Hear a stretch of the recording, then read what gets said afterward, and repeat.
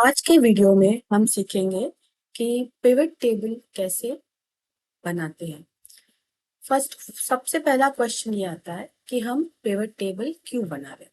ठीक है, मेरे पास ये डेटाबेस है, ये प्रोडक्ट्स की सेल के इनवॉइसेस है। तो यहाँ पर हर रो इंडिकेट करती है कि ये एक इनवॉइस है।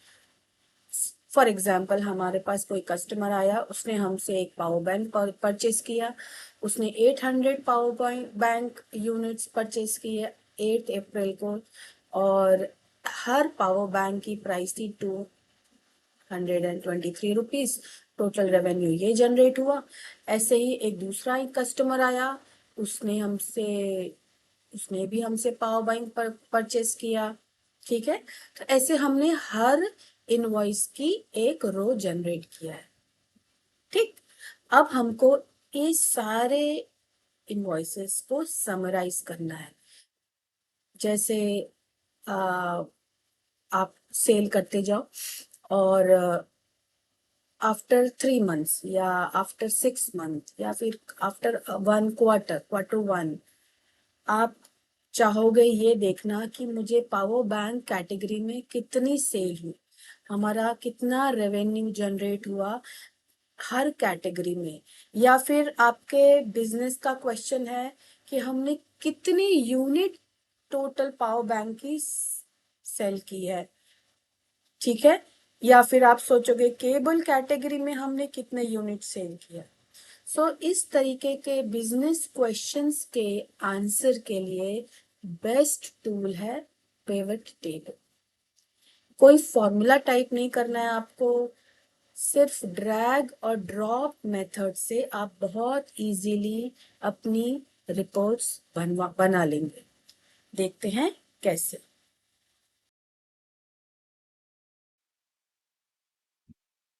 पिवट टेबल बनाने के लिए सबसे पहले आपके डेटाबेस के अंदर कहीं पर भी क्लिक करिए।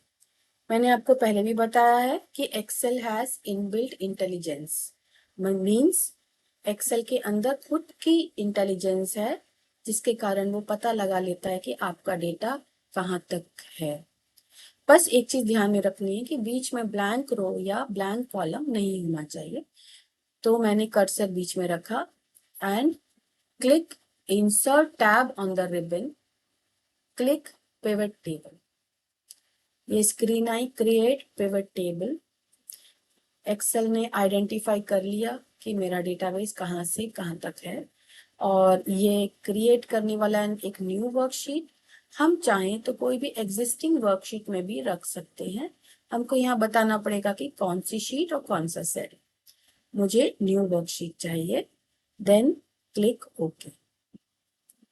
ये स्क्रीन आपके सामने आई, ये आपकी पिवट टेबल बनेगी और इसको कहते हैं पिवट टेबल फील्ड्स। हर हेडिंग को पिवट फील्ड कहता है। इनवॉइस नंबर एक फील्ड है, कस्टमर आईडी एक फील्ड है, कैटेगरी एक फील्ड है। ठीक है, और बॉटम में 4 एरियाज। आप चाहो तो इस फील्ड की जो लिस्ट का ये जो बॉक्स है इसको रीसाइज कर सकते हो अपनी चॉइस के हिसाब से, अपनी नीड के हिसाब से। आप इसका डिस्प्ले भी अपने हिसाब से चेंज कर सकते हो। ये आपके ऊपर है, आप किस तरीके के डिस्प्ले में कंफर्टेबल फील करते हैं। अब हम आते हैं इन 4 एरियाज के बारे में। Column, filter, rows and values. हर रिपोर्ट में 2 चीजें इंपॉर्टेंट होती है, एक होता है टोटल और एक होता है ग्रुप। ठीक है, रिपोर्ट का मतलब क्या है? सिर्फ टोटल बताना रिपोर्ट का मतलब नहीं है। Report means category wise total बताना। ठीक है, तो टोटल हमको जिस भी फील्ड का टोटल करना, जैसे कि यूनिट सोल्ड है, यूनिट सोल्ड का टोटल करना है, इसको ड्रैग करो, यहाँ से उठाओ और वैल्यूज में डाल दो। तो जिसका भी टोटल करना है वो यहाँ जाएगा और जिसका ग्रुप करना है वो यहाँ आएगा। सिंपल है, ये लॉजिक बस याद रखना है। तो जैसे मुझे कितने यूनिट सोल्ड हुए और कितना टोटल रेवेन्यू जनरेट हुआ वो चाहिए मेरी रिपोर्ट में, तो मैंने दोनों यहाँ रख दिए। ये देखिए, sum of unit sold, sum of revenue. अब मुझे किसी ने बोला कि इनका बाइफर्केशन भी दो कि पावर बैंक का कितना है यूनिट सोल्ड, एडॉप्टर्स का कितना है, तो कैटेगरी को उठा के रख दिया रोज, बन गई रिपोर्ट। कितना इजी है। अब अगर आप चाहो तो इसके डिस्प्ले को चेंज कर सकते हो। फॉर एग्जाम्पल, जैसे ये अभी वन बिलो अनदर दिख रहा है, अडाप्टर के नीचे केबल, केबल के नीचे हेडफोन। आप चाहो तो उसको साइड बाय साइड डिस्प्ले कर सकते हो, जैसे यहाँ अडेप्टर, यहाँ केबल्स, यहाँ हेडफोन्स। इस कैटेगरी को उठा के हम रख देते हैं कॉलम एरिया, और इस वैल्यूज को यहाँ, वैल्यू मीन्स ये दो वैल्यूज है, ये दो वैल्यूज है, और हमने कैटेगरी को कॉलम्स में रखा, इसलिए ये ऐसे दिखा। ये डिस्प्ले आई डोंट थिंक कि उतना बेटर है, मेरे ख्याल में ये इसकी रीडेबिलिटी ज्यादा बेटर है। अगर मैं वैल्यूज को कैटेगरी के नीचे रख दूं तो हमारा डिस्प्ले ऐसा हो जाएगा, कैटेगरी को वैल्यू के नीचे रख दें डिस्प्ले ऐसा हो जाएगा, वैल्यू को वापस कॉलम में। सिंपल। पिवट टेबल बनाने के बाद आपको कभी भी जरूरत पड़ेगी कि आप इस सम फंक्शन की जगह कोई और फंक्शन यूज करें, जैसे कि एवरेज, काउंट, मैक्स, मिन।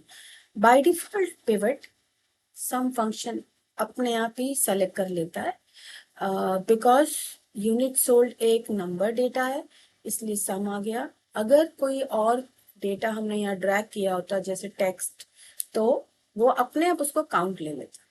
बट एनीवेज मुझे सम के अलावा भी कुछ और चाहिए, जैसे कि मुझे यूनिट सोल्ड का एवरेज चाहिए, या फिर मुझे हाईएस्ट यूनिट सोल्ड दिखाना है, तो मैं क्या करूँ, देखते हैं कैसे। मैं रेवेन्यू हटा दे रही हूँ, मुझे यूनिट सोल्ड का सम, मुझे यूनिट सोल्ड का एवरेज भी चाहिए। तो मैंने क्या किया, यूनिट सोल्ड को एक बार और ड्रैग किया, जैसे मैंने आपको बताया बाय डिफॉल्ट ये तो सम लेता है, हमको इसको चेंज करना आना चाहिए। दो तरीके हैं, जो भी आपको कंफर्टेबल फील होता है आप यूज करिए। पहला मेथड ये है कि आप ये सम ऑफ यूनिट सोल्ड 2 को क्लिक करें और वैल्यू फील्ड सेटिंग्स में जाएं और यहाँ से फंक्शन चूज करें। आप यहाँ से हेडर भी चेंज कर सकते हैं। ओके। दूसरा मेथड है कि आप इस नंबर के ऊपर यहाँ पे पिवट टेबल के ऊपर ही राइट क्लिक करें और यहाँ से समराइज वैल्यूज बाय, जो भी फंक्शन आप चाहोगे आप यूज कर सकते हैं। है ना बहुत आसान।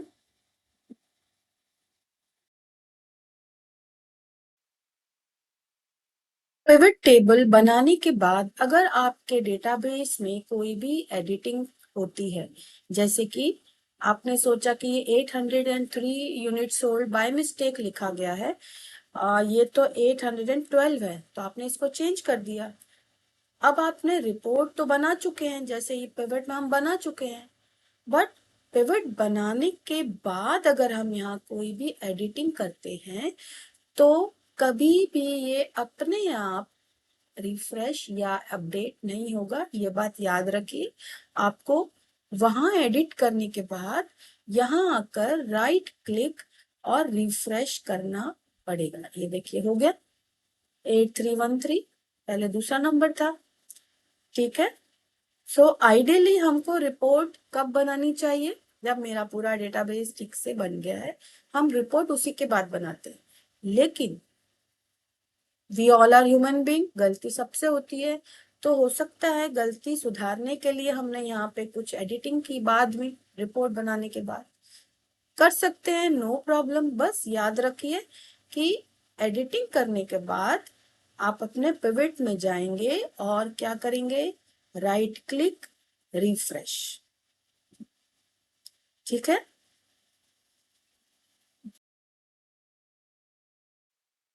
इस वीडियो में हमने सीखा कि पिवट टेबल कैसे बनाते हैं और फील्ड लिस्ट के अंदर के जो 4 एरियाज हैं उनका क्या पर्पस है।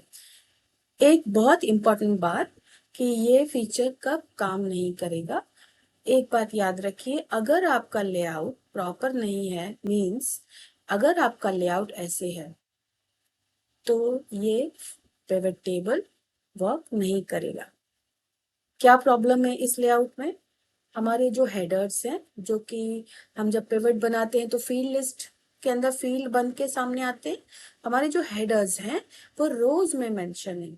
हेडर्स को कहाँ होना चाहिए? कॉलम हेडिंग में, और इंफॉर्मेशन को रोज में। अगर ऐसा नहीं है तो सबसे पहले आपको क्या करना है? ट्रांसपोज।